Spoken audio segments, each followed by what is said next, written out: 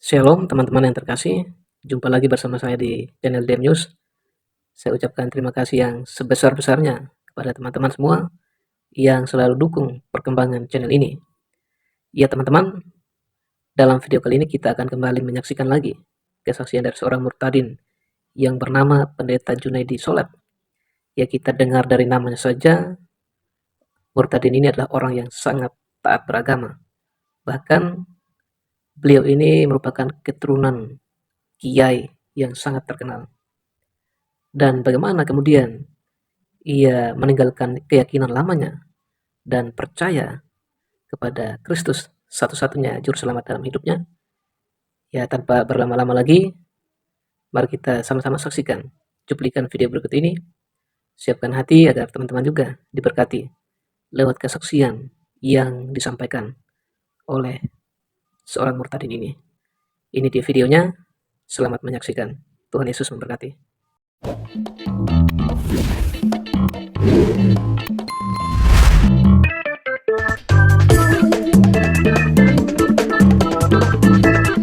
Perkenalkan, nama saya Junaidi Solat. Jadi dulu saya sholat melulu. Saya jauh daripada Tuhan.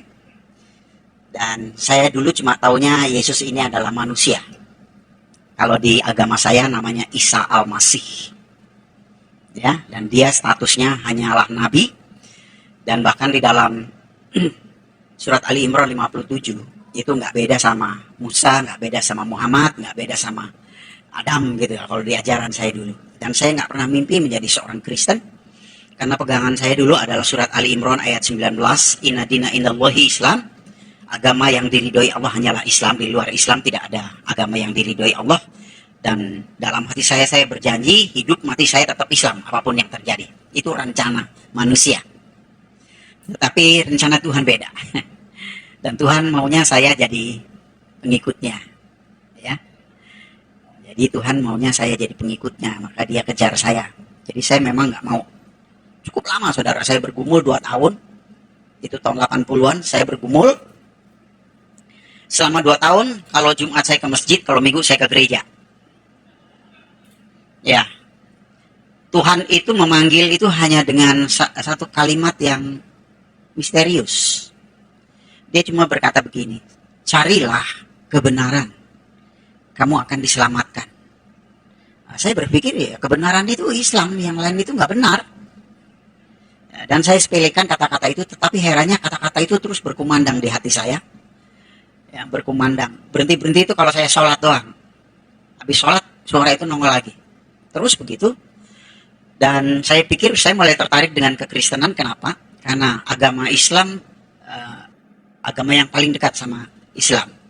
Sama-sama ada Musa, sama-sama ada Daud, sama-sama ada Yusuf, sama-sama ada ya yang lain-lain lah sama gitu saudara. Jadi paling dekat. Saya nggak mungkin mendekati Buddha atau Hindu, tapi yang paling dekat ini. Jadi saya mulai masuk gereja, tetapi kalau saya masuk gereja, ya kalau pendetanya ngajak doa orang semua begini, saya cuma melotot aja liatin. Gitu. Ya nyanyi juga saya nggak ngerti, dengar-dengar aja begitu. Jadi selama 2 tahun. Nah dari saya melakukan hal yang seperti itu, lama-lama mulai tersingkap. Mulai tersingkap gitu ya. Saya mulai mikir dan mulai bandingin gitu. Antara Kristen dan Islam ini. Nah, saya perhatikan. Dan saya mulai tertarik dengan kekristenan. Ya saudara. Jadi saya melihat, saya membandingkan begini. Kalau dulu saya mau sholat saja sulit.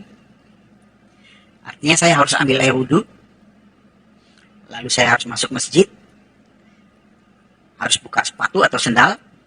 Kalau sendalnya bagus nanti pulang bisa hilang gitu. Ya, dan saya kadang-kadang pakai aja sendal orang lain yang pikirin amat gitu. Nanti kalau saya sholat misalnya 4 rakaat, udah 3,5, tinggal setengah lagi, kentut, batal. Nyenggol perempuan, batal. Syaratnya cukup berat, bahasanya harus Arab. Ngadepnya harus ke barat. Nah, saya lihat orang Kristen kalau masuk gereja ada yang pakai sendal, ada yang pakai sepatu, ya. Lalu ada yang mandi, ada yang nggak mandi, gitu. Ya nyanyi sambil kentut nggak apa-apa, gitu kan, ya. Ngadepnya boleh kemana aja. Nah, saya ambil kesimpulan kok Kristen gampang ya. Lalu nggak tahu kenapa pikiran saya berpikir, ya Allah itu kan maha pengasih dan penyayang. Kalau saya kan dulu mau makan, mau berbuat sesuatu selalu membaca Bismillahirrahmanirrahim. Yang artinya kita mengakui bahwa Allah itu maha pengasih dan penyayang. Kalau Allah itu sifatnya pengasih dan penyayang, pasti nggak nyusahin gitu. Dan saya lihat Allah yang nggak nyusahin itu di Kristen. Nah, di situ saya mulai tertarik. Ya. Nah, akhirnya saya mulai mengerti dua-duanya, apa itu Kristen, apa itu Islam. Tapi untuk mengambil keputusan nggak mudah. Kenapa? Ya, saya pasti akan kehilangan keluarga. Saya pasti akan dimusuhin teman-teman. Masjid saya itu cuma, ya ini rumah saya depan sana, 3 rumah saja sudah masjid. Tempat saya suka beribadah. Ya, apa jadinya kalau mereka tahu saya jadi Kristen? Ya, belum lagi bapak ibu saya dan kakek saya itu namanya Kiai Haji Abdul Ghani, punya pesantren terbesar di Lampung. Jadi bisa bayangin situasi saya ya seperti itu. Dan saya takut sekali untuk menjadi Kristen meskipun saya sudah mulai mengerti dan ada keinginan. Lalu saya sempat juga berpikir, apa jadi orang Kristen diem-diem aja gitu ya. Kalau perlu nanti ngomong sama pendetanya, dibaptisnya di kamar mandi gitu. Terus jangan ada yang tahu gitu, satu orang pun gitu ya. Pokoknya hubungannya pribadilah sama Tuhan begitu. Itu saking takutnya gitu. Namun satu hal yang aneh itu adalah dalam satu momen saya harus menyelesaikan 3 lagu di daerah Roxy. Lalu di tengah jalan itu saya bawa mobil, saya ngomong aja begitu. Yesus, engkau itu Tuhan atau bukan gitu. Saya ini bingung. Mau jadi Kristen saya takut, mau jadi Islam kok kayaknya saya udah gak kepengen gitu. Ini gimana saya gitu. Nah, disitulah urapan Tuhan itu turun. Saya dijamah dan menangis sejadi-jadinya. Kalau ditanya nangis kenapa, saya juga nggak tahu. Ya, tetapi saya merasakan ada pelukan yang penuh kasih gitu. Yang berkata di hati saya, ya seperti Allah itu seperti dia, Tuhan itu seperti menemukan anak yang hilang gitu. Lalu saya dijamah.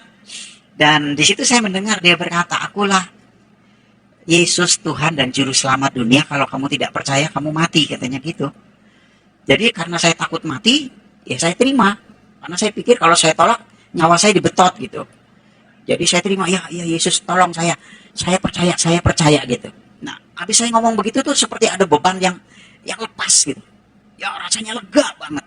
Dan yang paling ajaib adalah sejak saat itu saya nggak takut kehilangan apapun. Nggak takut kehilangan orang tua, nggak takut kehilangan teman-teman, nggak takut bersaksi, sampai juga nggak takut mati. Makanya saya jadi Kristen tuh nekat banget, teman-teman.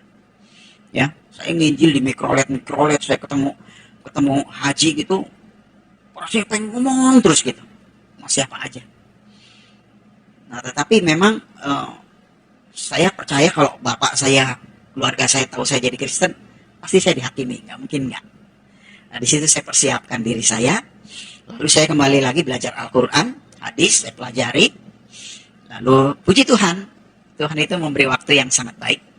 Ya, salah satu guru saya adalah yang saya sangat cintai itu Hamran Amri. Jadi kebetulan waktu itu rumahnya dekat rumah saya.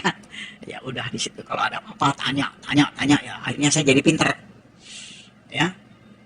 Dan betul saja satu kali orang keluarga saya dengar saya jadi Kristen, lalu saya dipanggil dan saya dihakimi. Saya disidang. Gitu. Jadi ditanya, "Kenapa kamu jadi Kristen? Kamu itu bikin malu orang tua. Bapakmu ini dari kecil sampai tua segini nggak ada satupun keluarga yang Kristen kecuali kamu. Kamu itu udah gendeng gila apa-apa gitu." Ya, saya jawab, saya jadi Kristen karena Muhammad yang nyuruh gitu. Ya karena saya udah belajar, saya tahu jawabnya. Mesti begitu, baru nanti dia kan pasti cari tahu. Ya. Kalau saya bilang saya jadi Kristen karena Yesus, bingung nanti dia, itu kan pengalaman pribadi. Tapi kalau karena Muhammad yang nyuruh, nah dia penasaran, ya, suruh buktiin gitu. Saya buktiin, saya bilang kita ini kalau sholat selalu baca ayat Al-Fatihah. Kalau 4 rakaat berarti 4 kali, kalau 2 rakaat ya 2 kali, kalau 3 rakaat ya 3 kali baca Al-Fatihah. Di baris keempat dan kelima dikatakan begini, iya karena berdua, iya karena stain, ihdina sirotol mustaqim. Kepadamu kami menyembah, kepadamu kami meminta pertolongan. tunjukkanlah kami jalan yang lurus. Jadi minta petunjuk jalan yang lurus. Saya bilang saya dari kecil sampai seumur ini, kalau sholat selalu minta petunjuk jalan yang lurus. Padahal jalan yang lurus itu ada di dalam Al-Quran gitu. Di ayat mana katanya gitu. Lihat, kiai aja nggak ngerti. Saudara. Ya, saya bilang di surat Az-Zukhruf ayat 61. Ayat apa bunyinya? Wa innahu la ilmu lisaati wa la tamtaruna biha wa tabi'un yasa sirata mustaqim. Sesungguhnya Isa Al-Masih benar-benar memberitahukan hari kiamat. Janganlah kamu ragu-ragu tentang hal itu, ikutlah kepadanya karena dialah jalan yang lurus. Jadi ya, jalan yang lurus itu Isa Al-Masih, saya bilang, bukan Muhammad. Saya bilang, kalau ada satu ayat aja Muhammad berkata, akulah jalan yang lurus, saya nggak mungkin ikut Isa Al-Masih, saya bilang. Gitu. Nah, di situ debat lagi. Kamu perhatiin ayat ini. Katanya di sini, nya ini huruf besar bukan huruf kecil. Ikutlah kepadanya. Nya di sini yang dimaksud Allah. Kamu boleh percaya Isa Al-Masih, tapi jangan jadikan dia Allah, karena Allah sama Isa Al-Masih beda, katanya begitu. Nah, saya kasih tahu lagi dalam surat Luqman, ya, surat yang ke-34 ayat 4 dikatakan, yang tahu hari kiamat adalah Allah. Jadi surat Luqman berkata yang tahu hari kiamat Allah. Surat Az-Zukhruf yang tahu hari kiamat Isa Al-Masih. Kalau gitu Isa Al-Masih dan Allah itu sama-sama tahu. Gitu. Kan nggak ada satupun yang tahu hari kiamat itu kapan. Kecuali Allah dan kecuali Isa Al-Masih. Lalu terjadilah debat dan akhirnya bapak saya nyerah dan saya diusir. Tadinya saya mau dibunuh juga itu. Tapi saya diusir dan tidak diakuin sebagai anak. Ya, itu yang terjadi. Dan akhirnya dia kasih tahu sama semua keluarga, dan nggak boleh ada yang terima saya. Tapi saya bersyukur kesaksian itu cukup lama dan banyak yang mendengar. Dan 7 tahun kemudian bapak saya tiba-tiba ketemu saya. Dia datang ke rumah sore hari. Saya terkejut waktu itu saya dari luar. Nah, saya bilang, bapak kapan datang? Dari tadi pagi katanya. Ada apa pak? Saya mau cium tangannya, biasa kan kalau kita cium tangan gitu. Dia tepis, gak usah katanya gitu. Terus saya bilang, ada apa pak kesini? Mau ngomong katanya. Ngomong apa? Ngomongin agama katanya. Loh kan dulu udah. Aku tambah bingung katanya. Gitu. Ya saya bilang, ya jangan bingung-bingung pak. Saya bilang Yesus itu juru selamat, Isa Al-Masih itu juru selamat. Nabi banyak pak, tapi juru selamat cuma satu. Kalau nggak punya juru selamat gimana? Wah dia bongkar-bongkar lagi ayat dan kita akhirnya dialog. Sampai akhirnya dia bilang, gimana caranya jadi Kristen? Gitu. Saya bilang ya, gampang lah pak jadi Kristen mah. Gimana panggil pendeta? Nggak usah, saya aja gitu. Ya bapak ikutin doa saya, ikutin doa. Terus saya bilang, maaf ya pak, aku boleh tumpang tangan di kepala? Ya boleh, silakan aja gitu. Tumpang tangan saya doakan. Dan dia terima Yesus saat itu. Dan dia menjadi Kristen. Dan saya bersyukur sejak saat itu keluarga saya satu persatu mulai menjadi orang percaya. Ya. Dan saya bersyukur juga teman-teman saya banyak yang jadi orang percaya. Termasuk Mus Mujiono itu. Ya, itu Helen Sparingga itu nginjilin dia nggak dianggap gitu. Tapi waktu rekaman sama saya injilin dia penasaran. Akhirnya jadi Kristen juga. Ya. Nah, kita hari ini kita akan membahas satu tema, Yesus itu Tuhan atau manusia. Nah di dalam Amsal 19 ayat 2 dikatakan begini, tanpa pengetahuan kerajinan tidak baik. Orang yang tergesa-gesa bisa salah langkah. Ya, jadi sebagai orang Kristen harus punya pengetahuan. Ya, pengetahuan itu penting, merupakan dasar. Ya. Nggak cukup hanya diurapi lalu ya terima Yesus percaya, harus punya pengetahuan. Karena pengalaman saya ketika saya menjadi orang Kristen, saya sangat sayang banget sama orang Islam. Jadi hati saya itu tertuju sama orang Islam terus gitu. Dan saya punya cita-cita pengen punya satu gereja yang semua jemaatnya dari Islam. Itu cita-cita saya dulu, terus saya doakan itu. Dan saya bersyukur sekarang fokus dipercayakan kepada saya. Fokus itu adalah forum komunikasi umat silaturahmi. Dan semua jemaatnya 80% dari Islam. Saya kumpulin dari 8, 15, 30, sekarang hampir 700. Ya, dan saya hidup dengan iman. Manajemennya, manajemen 5 roti 2 ikan. Udah nggak pakai ini deh, kalau pakai ini mah aduh bangkrut. Ya, udah jalanin aja gitu. Pokoknya kalau perlu kita diminta berkorban ya korban gitu habis-habisan. Tapi herannya saya nggak miskin-miskin tuh, aneh itu juga. Dan uang kasnya nggak kekuras-kuras, ya segitu-gitu terus, naik, turun dikit, naik lagi gitu. Unik gitu. Saya melihat Tuhan ini luar biasa gitu. Ya, dahsyat. Nah, saya ambilkan dari Yohanes 17 ayat 3. Demikian firman Tuhan. Inilah hidup yang kekal itu, yaitu bahwa mereka mengenal Engkau satu-satunya Allah yang benar, dan mengenal Yesus Kristus yang telah Engkau utus. Ayat ini sering kali dipakai oleh saksi Yehova. Karena orang saksi Yehova itu percaya kepada Allah, tapi Yesus hanya utusan. Nggak disembah sebagai Tuhan. Mirip kayak Islam, dan Islam itu sangat dipengaruhi dengan saksi Yehova. Karena pada waktu Muhammad itu menikah dengan Siti Khadijah, istri yang pertama itu agamanya Kristen.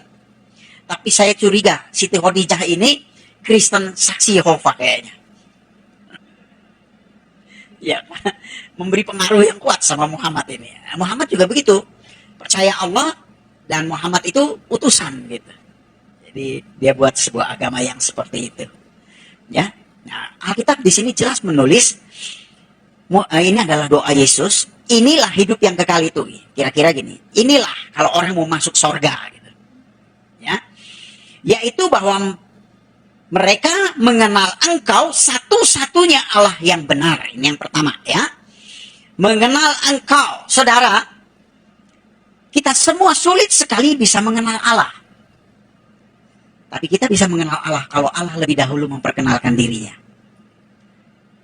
Ya.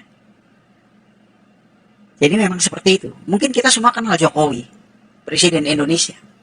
Tapi secara pribadi kita mengenal dia sulit. Tapi kalau dia mau mengenal kita gampang sekali. Dia cari aja kita pasti ketemu. Dan kita senang kali dicari. Apalagi diteleponin dulu. Jokowi telepon, Junaidi, gue mau ketemu lo, makan yuk. Gitu. Oh senang banget saya itu. Nah saudara pasti gitu. Ya, nah, sama. Jadi memang bukan kita yang mencari Allah, Allah yang mencari kita. Bukan kita yang memilih dia, tapi dia yang pilih kita. Jadi saya dipilih Tuhan, saya bersyukur sekali. Berterima kasih sama Tuhan pilih saya. Kalau enggak kacau ya saudara. Saya bayangin kalau saya mati di Islam. Orang Islam tuh kalau mati dibikin permen saudara. Dipocongin, kan kayak permen itu kan. Ikat atas, ikat bawah. Telanjang bulat lagi.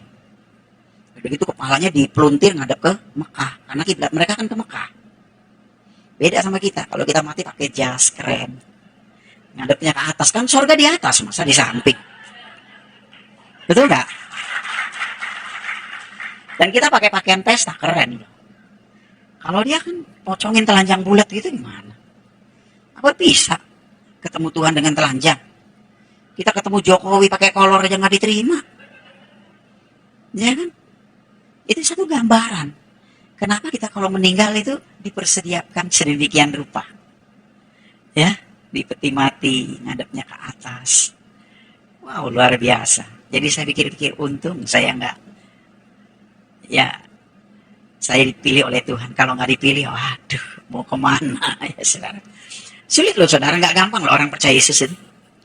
Saya kalau boleh sombong sedikit, nggak pernah saya ngobrol sama orang Islam, entah itu kiai, entah itu ustadz, bisa menang sama saya. Saya berani taruhan, lu kalau menang gua nggak sembah Tuhan lagi, lu yang gua sembah. Nggak ada yang bisa menang saudara. Biar kalah belum tentu jadi Kristen.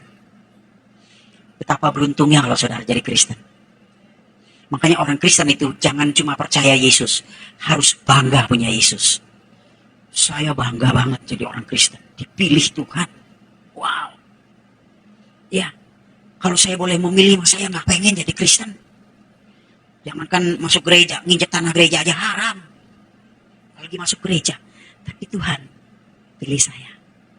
Dia panggil saya. Saya dijadikan orang percaya. Saya diajar, saya dituntun. Saya bersyukur, memang berat saudara ikut Tuhan. Tahun pertama sampai tahun ke-8 saya bangkrut saudara, nggak punya apa-apa, ditinggalkan keluarga, dimusuhin teman-teman, bokek, mobil tinggal satu hilang, hilangnya di gereja lagi. Betul-betul, saya kadang-kadang waktu itu kalau masuk gereja, aduh, orang gereja enak-enak banget nyanyinya. Kiri kananku ada Tuhan, sekelilingku ada Tuhan. Kalau saya lebih cocok nyanyinya, kiri kananku ada hutang, sekelilingku ada hutang. Karena saya makan aja harus hutang. Pimpit utang-utang di warung. Sulitnya luar biasa. Tapi saya bersyukur, 8 tahun cukup ujian. Sekarang saya sudah melayani Tuhan 34 tahun. Dan Tuhan sangat berkati hidup saya. Ya, kondisi saya dalam keadaan miskin, didatengin keluarga. Mereka ngelewein semua. Lo si murtad, lo si jadi orang kafir, makanya lo dikutuk sama Allah. Sekarang kelihatan kalau miskin melarat, ntar lo masuk neraka. Bukan cuma neraka, keraknya neraka. Tapi saya tetap bertahan. Kenapa saudaraku? Ada sesuatu yang luar biasa ikut Yesus. Biarpun saya susah, tapi iman saya nggak rontok gitu loh. Tetap aja. Bahkan banyak pujian di hati. Biarpun saya ngutang kiri kanan sulit gitu, tapi damai sejahtera itu tetap ada. Tenang, damai, dan punya iman yang sangat yakin punya masa depan yang baik. Dalam keadaan susah, melarat, ya begitu yang saya alami. Ya, sekarang saya sudah melayani Tuhan 34 tahun. Saya tidak kekurangan suatu apapun. Bahkan kalau boleh saya agak sedikit bermegah, tidak ada keluarga saya yang lebih kaya dari saya. Dalam materi, dalam banyak hal. Luar biasa ya. Karena bagi Tuhan itu nggak ada yang mustahil. Asal kita setia saja, sungguh-sungguh pasti Tuhan buka jalan. Ya, banyak hal yang kita tidak mengerti dan Tuhan berikan itu. Nah, jadi kita harus mengenal Allah. Kekristenan bukan agama. Yesus datang ke dunia nggak buat agama. Yesus datang ke dunia kedua mencari orang berdosa, dan ketika orang itu menerima dia, orang itu menjadi bait Allah. Bait Roh Kudus. Jangan terjebak dalam keagamaan. Ya saudaraku, Yesus tidak pernah buat agama. Maka itu kalau kita nginjil, orang Islam suka bilang apa? Kristenisasi. Padahal bukan kristenisasi, selamatisasi. Karena kita tidak mengharapkan orang pindah agama kok. Ya. Seorang menjadi bait Allah, menjadi rumah Allah. Dan kalau dia menjadi bait Allah, Roh Kudus berkarya dalam hidupnya, dia pasti berubah.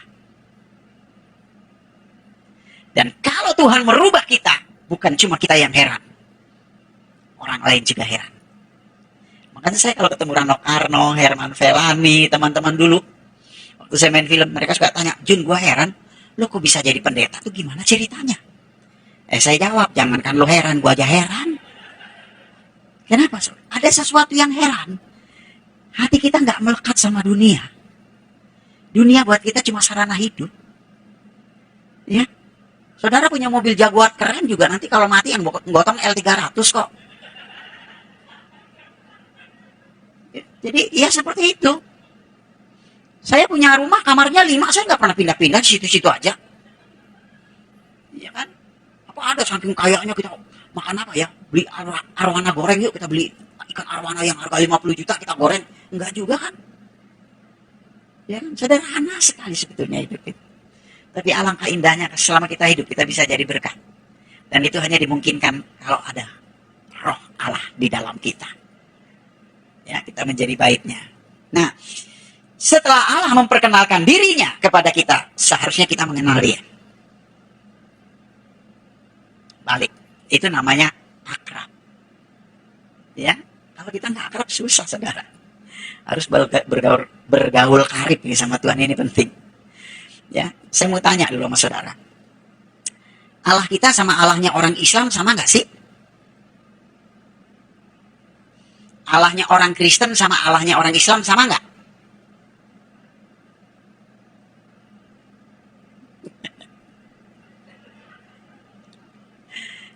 kalau begitu masih banyak yang nggak kenal Allahnya. Saya kalau di gereja Pak Niko aja yang sekali hadir saya khotbah 2000 orang, saya tanya dengan pertanyaan yang sama, kayak saudara juga jawabnya. Ada yang bilang sama, ada yang bilang enggak, yang paling banyak melotot. Itu paling banyak itu. Kira-kira nggak tahu itu jawabnya apa. Nah, kita harus kenali Allah kita. Ya, saudaraku. Sekarang saya tanya dulu, Allahnya orang Kristen itu apa? Hah? Saya kalau khotbah mengajar, sudah. Supaya orang Kristen kuat, mantap, bangga sama Yesus. Allahnya orang Kristen itu apa? Saudara percaya nggak Alkitab firman Allah? Amin. Apa buktinya Alkitab firman Allah? Apa buktinya? Karena Alkitab itu terdiri dari 6.000 nubuatan. Nubuatan itu artinya perkataan Allah yang iya dan amin. Semua pasti digenapi, nggak mungkin enggak. Karena Allah kalau bicara, itulah yang terjadi. Dia berbicara, kamu akan dibenci banyak orang karena namaku tanpa alasan. Musuh seseorang adalah orang seisi rumahnya. Itu terjadi dalam hidup saya. Karena Allah sudah ngomong begitu duluan. Itu resiko. Ya, saudara. Jadi yang benar itu adalah firman Allah. Otak kita ini udah banyak yang nggak benar. Kenapa? Udah terkontaminasi dengan mikirin duit, rumah kontrakan, ya saudaraku, ya usaha. Jadi kadang-kadang Alkitab nggak jadi standar, saudara. Orang Kristen, Alkitab harus jadi standar. Karena yang benar itu adalah firman Allah. Yesus sendiri berkata, Bapa, firman-Mu adalah kebenaran. Jadi yang benar itu firman Allah. Kita ini udah banyak yang nggak benar, saudara. Nah, karena itu sebagai orang Kristen, kalau kita ditanya, harus kembali kepada Alkitab. Itu pasti benar. Nah, apa kata Alkitab? Apa Allah itu? Yohanes 1 ayat 1. Pada mulanya adalah firman. Firman itu bersama-sama dengan Allah, dan firman itu adalah, kalau gitu, Allah itu apa? Firman. Kan gampang kan? Ditanya, jawabnya ini pasti benar. Yohanes 4 ayat 24. Silakan dibuka. Allah itu roh.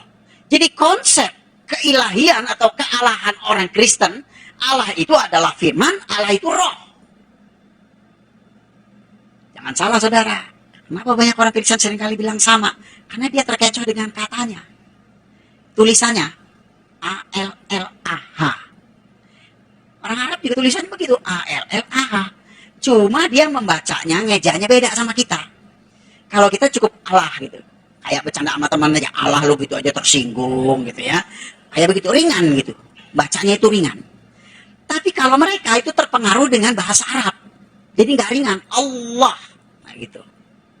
Kayak orang Batak aja, orang Batak itu nggak bisa ngomong tebet. Kenapa? Karena terpengaruh dengan bahasa Bataknya.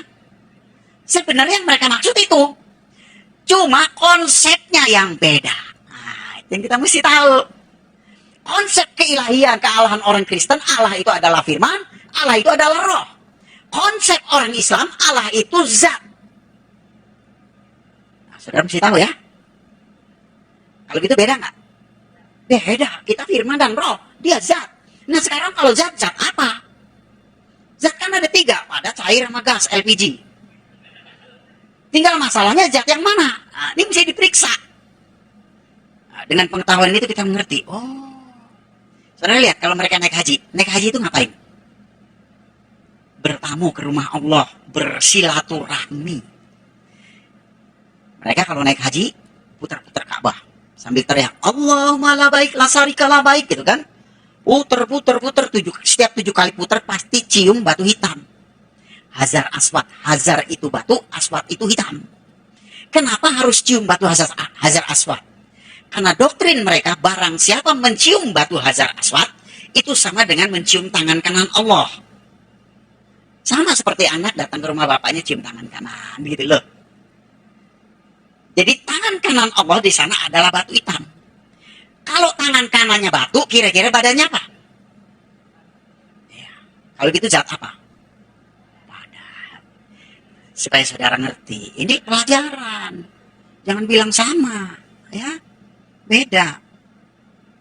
Kalau gitu zat padat. Untuk nyium batu hitam, itu bayarnya 50 juta.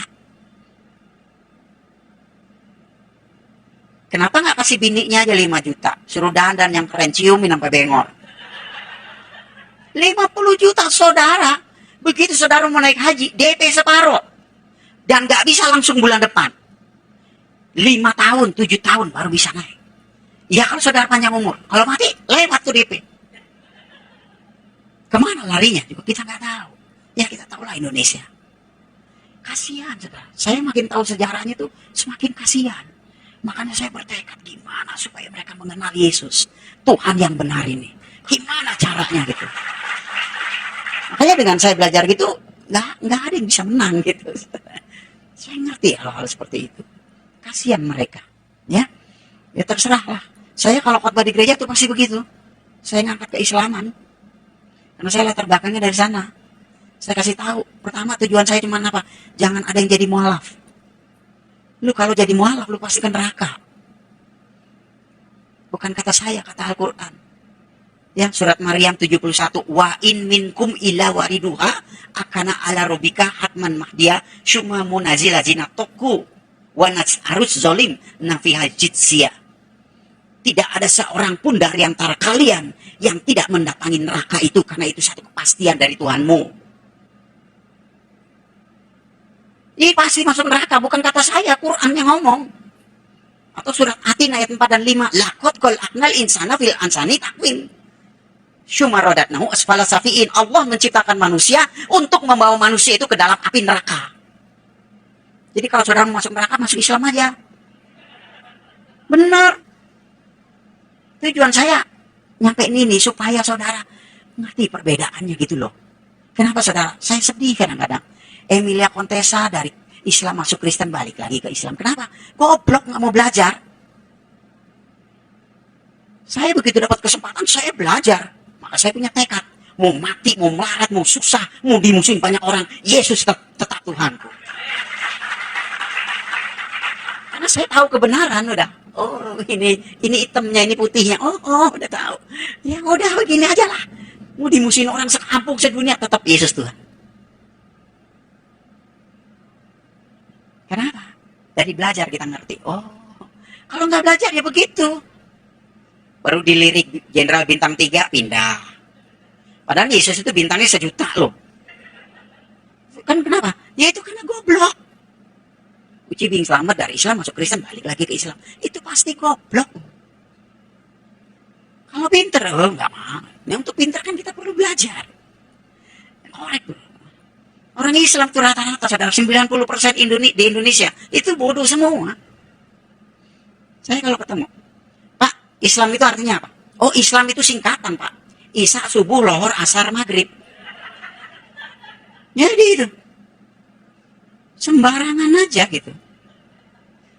Pak, kalau singkatan bukan Islam, Pak. Izam, karena tidak ada lohor, yang ada zuhur. Bapak tahu nggak artinya izam? Nggak tahu. Izam itu artinya kejahatan umum.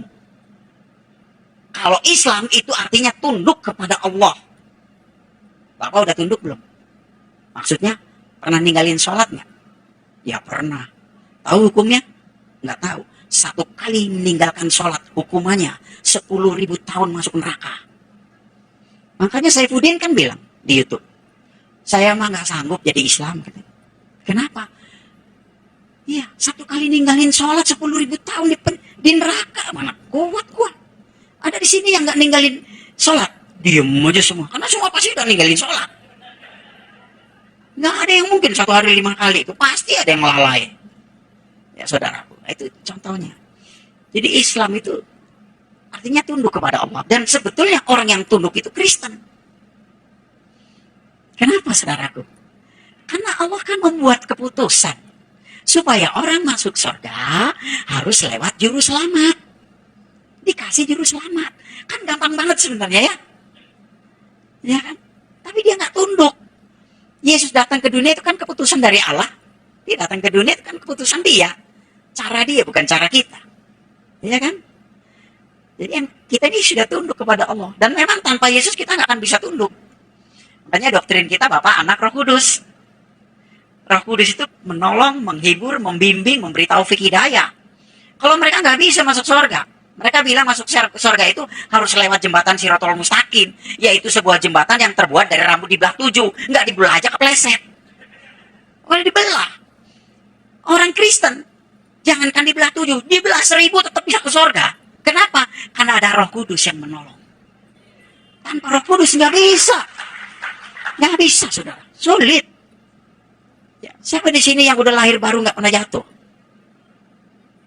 Pernah, semua jatuh. Dari perkataan, dari pikiran, dari jengkel segala macem, ngomongin orang, jatuh. Tapi kita ada Roh Kudus, biar jatuh nggak akan tergeletak, dituntun lagi, diingetin lagi. Itu hebatnya Roh Kudus.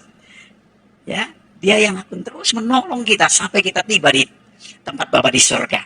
Nah, Allah kita itu adalah firman, Allah kita itu adalah roh. Ya, saudaraku, ini kita mesti ngerti. Kenali dia secara baik dan benar. Dan Allah kita itu sangat berotoritas untuk memilih. Dari mulanya, ketika dia ingin menyatakan kasihnya, dia pilih sebuah bangsa namanya Israel. Betul nggak? Saudara percaya umat Israel pilihan Allah? Apa buktinya? Apa buktinya? Hah? Pertama, dalam Mazmur 147 ayat 19 dan 20. Di sana dikatakan Allah tidak pernah berbicara kepada bangsa lain. Hanya kepada Yakub, kepada Israel. Dan menyatakan hukumnya hanya kepada Israel. Artinya apa, saudara? Tidak ada nabi yang berasal dari luar Israel. Itu buktinya. Jadi kalau ada orang ngaku nabi bukan orang Israel, itu pasti palsu.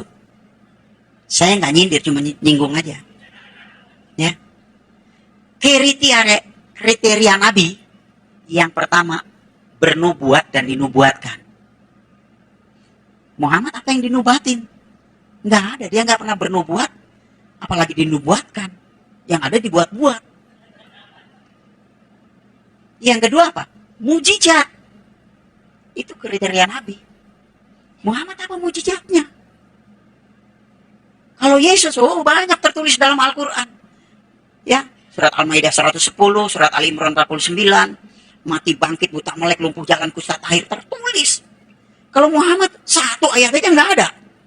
Makanya saya kalau ngomong sama Ustadz, Pak Ustadz, saya siap masuk Islam. Asal tunjukin satu ayat aja Muhammad bikin mujizat. Nggak usah bangkitin orang mati, bangkitin ayam mati, tunjukin ke saya. Wah, masuk Islam lagi. Nah, itu pentingnya pengetahuan, saudara. Ya, makanya orang Kristen tuh jangan cuma taunya ya haleluya sama puji Tuhan. Saudara tahu cerita itu? Ya? Ada dua pemuda, senangnya naik kuda, saudara. Hobi kuda. Satu kali yang satu beli kuda baru, yang satu pengen nyoba. Dia bilang, wah keren banget kuda lo, boleh gue coba? Silakan. Ya, mulai naik.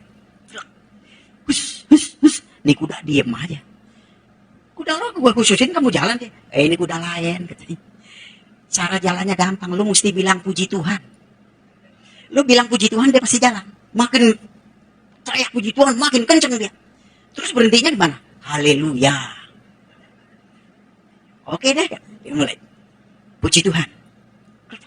Bener lu jalan. Puji Tuhan. Puji Tuhan. Wah, kenceng banget. Dia bilang puji Tuhan. Di depan ada jurang, saudara. Kaget tuh, dia teriak, haleluya, berhenti, shoot. Puji Tuhan, puas masuk. Orang Kristen mesti punya pengetahuan. Amin. Jangan cuma bilang haleluya, puji Tuhan. Jadi yang pertama, Israel umat pilihan yang pertama adalah tidak ada nabi yang berasal dari luar Israel. Yang kedua, umat Israel itu umat yang paling pintar. Siapa yang bikin listrik? Israel. Siapa yang bikin pesawat? Israel. Siapa yang bikin komputer? Israel. Siapa yang bikin telepon? Israel. Siapa yang menemukan ilmu kedokteran? Israel. Siapa yang bikin mesin jahit? Israel. Siapa yang bikin mesin diesel? Israel. Itu yang canggih-canggih itu Israel, saudara. Arab bikin apa? Obat kuat.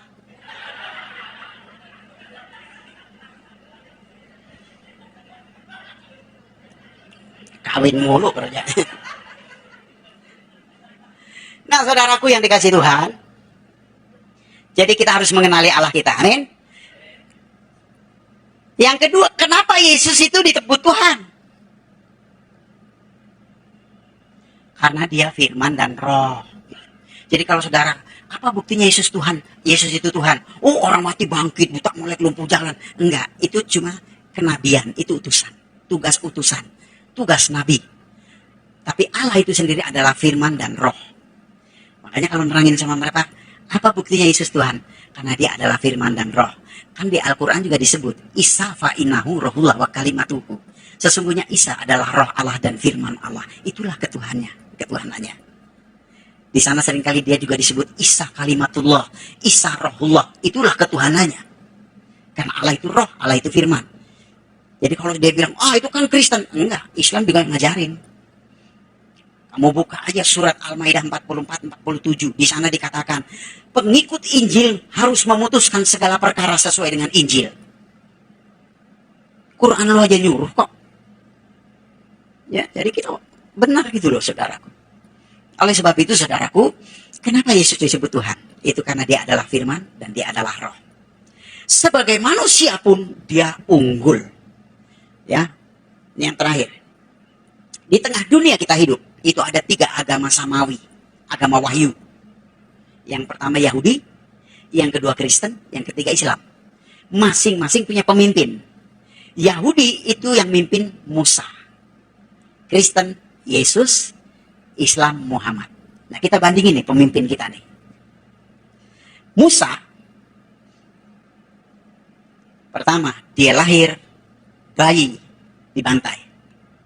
Yesus lahir bayi dibantai. Karena itu ada kesamaan. Musa berkata, seorang nabi yang sama seperti aku akan dibangkitkan di antara saudaramu. Ya, Keluaran 18. Jadi sama seperti Musa, di mana samanya? Sama-sama ada bayi dibantai. Muhammad lahir, kambing yang dibantai. Nggak ada bayi dibantai. Yang kedua, Musa bermujizat. Yesus bermujizat. Muhammad nggak ada mujizatnya. Yang ketiga, Musa dipakai oleh Allah untuk membebaskan umat pilihan dari perbudakan Mesir. Yesus dipakai oleh Allah untuk membebaskan manusia dari perbudakan dosa. Muhammad dipakai apa? Budakin orang, ya. Ini kita mesti ngerti loh ini. Jangan sampai gampang-gampang nanti anaknya, Pak, aku jatuh cinta sama Ustadz. Boleh nggak Pak aku ikut dia? Oh boleh, yang penting berbuat baik. Masuk neraka. Jangan bilang sama, beda, jauh. Musa jatuh dalam dosa nggak? Jatuh dalam dosa. Yesus? Tidak. Muhammad? Nggak usah diomongin. Sampai sekarang pengikutnya nyembelihin orang mulu. Ya, kenapa Musa jatuh dalam dosa? Kenapa sih? Karena rohnya adalah roh ciptaan, roh insani, roh muhadda kalau bahasa Arab. Seperti yang Yesus katakan dalam Zakaria 12 firman Tuhan katakan di Zakaria 12 ayat 1, Allah menciptakan roh manusia. Yesus, dia tidak jatuh dalam dosa. Kenapa? Karena rohnya adalah roh Allah. Itu bukan cuma di Alkitab, di Al-Quran juga dikatakan. Maryam 19 ayat 19, Yesus manusia yang tidak berdosa. Dalam hadis juga begitu. Satu-satunya manusia suci tidak berdosa adalah Isa Al-Masih. Ya, hadis Bukhari jilid 4 halaman 1493. Kalau dalam Injil 1 Petrus 2 ayat 22. Yesus tidak pernah jatuh dalam dosa. Nah, itu kehebatan Yesus. Jadi jangan kita pikir, oh dia datang dari surga ke dunia menjadi manusia sama dengan kita. Tetap nggak sama. Kita manusia berdosa, dia tidak pernah berdosa. Jadi pemimpin kita paling keren. Amin. Saya punya pemimpin kayak gitu, mau pada saya nggak ada lawan itu. Jangan pindah ke lain hati, rugi loh. Itu luar biasa Yesus itu, ya. Jadi ini tiga hal. Kenapa Yesus disebut Tuhan? Karena rohnya adalah roh Allah. Seperti yang dia katakan dalam Lukas pasal 4 ayat 18. Roh Tuhan ada padaku. Sampai kita nggak ngerti. Ya. Makanya Filipus bilang begini. Yesus tunjukkanlah Bapa itu kepada kami, itu sudah cukup bagi kami. Yohanes 14 tuh, ayat 8. Ayat 9-nya Yesus bilang gini. Astaga Filipus, udah sekian lama kau bersama-sama aku, kau tidak kenal aku. Ampun dah. Nggak percaya loh, aku dan Bapa adalah satu. Bapa di dalam aku di dalam Bapa. Ya saudara, itu Allah kita. Yesus adalah Tuhan. Karena dia apa? Rohnya, roh Allah. Dan dia adalah firman yang hidup. Ya, lewat firman Tuhan ini, saya percaya saudara diberkati. Dan kerinduan saudara jadi berkat bagi banyak orang. Ngomong sama orang Islam gampang saudara. Ya, pegang aja surat Al-Maidah 68. Ya, gampang. Bunyinya begini. Ini kalau Arabnya nggak usah lah dipikirin ya. Tapi saya sebut aja. Kul ya ahlil kitabil lasum ala sayyin hatta tuqimu taurata wal injila wa ma unzila ilaikum min rabbikum. Hai ahli kitab, kamu tidak dipandang beragama sedikit pun jikalau kamu tidak menegakkan Taurat dan Injil. Ya, ahli kitab banyak kan kitab, ada kitab Quran, ada kitab Weda, ada kitab Tripitaka, ya kan? Masing-masing ada ahlinya kan? Tapi ahli saja kalau tidak menegakkan Taurat dan Injil tidak disebut orang beragama. Itu Allah mereka bilang. Jadi kalau orang nggak beragama apa namanya? Kafir. Mereka kan suka kafir-kafirin kita, nggak usah takut. Kalau dibilang kafir, puji Tuhan. Kenapa? Karena kafir itu artinya kaya akan firman. Itu saudara ya. Nah saudaraku, biarlah lewat apa yang sudah saya sharekan, apa yang saya nyatakan, membuat saudara semakin bangga punya Yesus. Amin.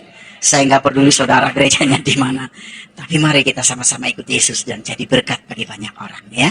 Lewat kehidupan kita banyak orang bisa mengenal Tuhan dan mengasihi Tuhan dan mencintai Tuhan dan diberkati oleh Tuhan ya. Tuhan Yesus memberkati. Kesaksian yang luar biasa ya teman-teman.